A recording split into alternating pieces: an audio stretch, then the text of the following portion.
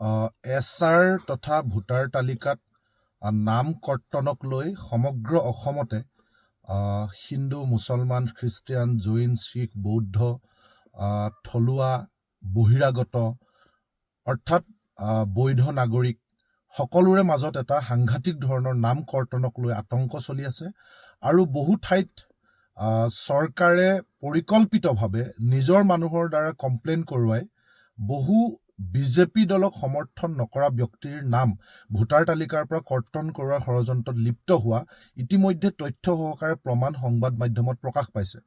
আৰু এই ধৰণেৰে গণতান্ত্ৰিক অধিকাৰ খৰ্ব কৰাক লৈ আমাৰ কৃষক মুক্তি সংগ্ৰাম সমিতিয়ে সমগ্ৰ অসমতে শদিয়াৰ পৰা ধুবুৰীলৈকে বৰাকলৈকে সকলো ঠাইতে আমি তীব্ৰ প্ৰতিবাদ সাব্যস্ত কৰিছোঁ।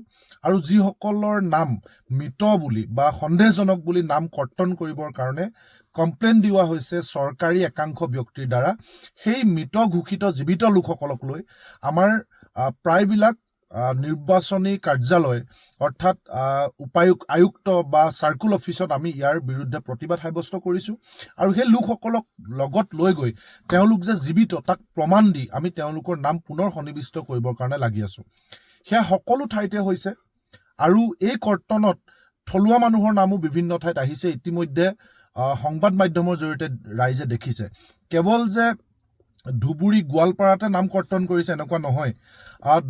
এই শিৱসাগৰৰ দৰে ঠাইতো একেবাৰে খিলঞ্জীয়া লোকৰ নামো কৰ্তন কৰা হৈছে, যিসকলে বিজেপিক সমৰ্থন নকৰে। যিবিলাক বুথত বা যিবিলাক পঞ্চায়তত, যিবিলাক সমষ্টিত পূৰ্বে বিজেপি দলে ভোট কম পাইছিল, সেই ঠাইবিলাকত আচলতে বাছি বাছি ভোট কৰ্তন কৰা হৈছে বুলিও এটা অভিযোগ উত্থাপন হৈ আহিছে। গতিকে তেনে ক্ষেত্ৰত আন ঠাইৰ লগতে ধুবুৰীতো উচ্ছেদিত এটা অঞ্চলৰ কিছু লোকৰ নাম কৰ্তন কৰিব লাগে বুলি বিজেপি দলৰ ফালৰ পৰা কমপ্লেইন দিয়া হৈছিল বুলি আমি এটা অভিযোগ পাইছিলোঁ।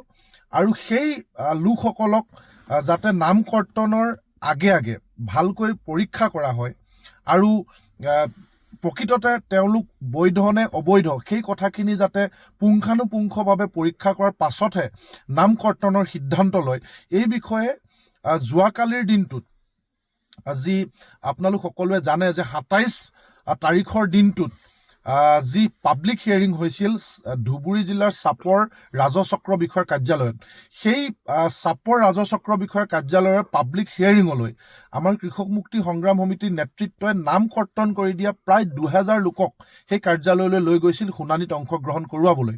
আৰু তাত গৈ সেই লোকসকলৰ উপস্থিতিত আমাৰ নেতৃত্বই তাৰ বিষয়াসকলক অনুৰোধ জনাইছিলে যে আচলতে এইসকল জীৱিত লোক আৰু এখেতলোক বৈধ লোক, আৰু যদি কোনোবা অবৈধও আছে তেতিয়াহ'লে কেৱল অভিযোগৰ ভিত্তিত, সন্দেহৰ ভিত্তিত তেওঁলোকৰ নাম যাতে কৰ্তন কৰি দিয়া নহয়, সকলো কাগজ পত্ৰ পুংখানুপুংখভাৱে যাতে পৰীক্ষা কৰা হয় তাৰ কাৰণে আহ্বান জনাই আমাৰ কৃষক মুক্তি সংগ্ৰাম সমিতিৰ নেতৃত্ব সেই শুনানিৰ ঠাইৰ পৰা আঁতৰি আহিছিল। কিন্তু ইয়াৰ পাছত আমি গম পালোঁ যে নিশাৰ ভাগলৈ কেৱল বাছি বাছি আমাৰ ধুবুৰী জিলাৰ সভাপতি নাজিমুল হক ডাঙৰীয়াৰ ওপৰত খুদ চাৰ্কুল অফিচাৰ শশী ভূষণ ৰাজকোঁৱৰ নামৰ যিগৰাকী চাপৰ চাৰ্কুল অফিচাৰ, তেখেতে নিজৰ নামত এটা কমপ্লেইন ৰেজিষ্টাৰ কৰিছে যে তেখেতক আমাৰ নাজিমুল হকে আক্ৰমণ কৰা বুলি, যিটো একেবাৰে অসত্য আৰু অশুদ্ধ। কাৰণ তাত পুলিচ উপস্থিত আছিল, সকলো ৰাইজ উপস্থিত আছিল, চৰকাৰী বিষয়াসকলো উপস্থিত আছিল। কোনো কাৰণত নাজিমুল হকে ৰাজকোঁৱৰ ডাঙৰীয়াক কেতিয়াও আক্ৰমণ কৰা নাছিলে। কিন্তু পৰিকল্পিতভাৱে তাতে আন আন সংগঠনৰ ব্যক্তিও আছিল, কাৰো ওপৰত গোচৰ ৰেজিষ্টাৰ নকৰি খুদ চাৰ্কুল অফিচাৰগৰাকীয়ে নাজিমুল হকৰ ওপৰত এটেম্প টু মাৰ্ডাৰ জাতীয় গোচৰ ৰুজু কৰিলে, যাৰ কাৰণে নিশাই গ্ৰেপ্তাৰ কৰি আনিছে।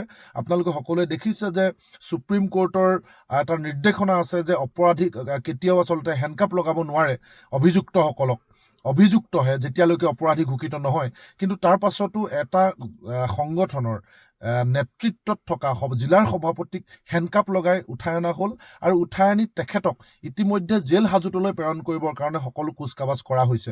গতিকে আমি এই কাণ্ডক আমি ধিক্কাৰ জনাইছোঁ, গৰিহণা জনাইছোঁ, আৰু আমি এই ধৰণেৰে বৈধ নাগৰিকক নাম কৰ্তনৰ বিৰুদ্ধে মাত মাতিছিলোঁ আৰু মাতি যাম। তেওঁলোক যি ধৰ্মৰে নহওক লাগিলে, যোন ঠাইৰে নহওক লাগিলে, সম্পূৰ্ণভাৱে পুংখানুপুংখভাৱে ডকুমেণ্ট ভেৰিফাই নকৰাকৈ নাম কৰ্তন কৰা আমি বিৰোধিতা কৰি যাম।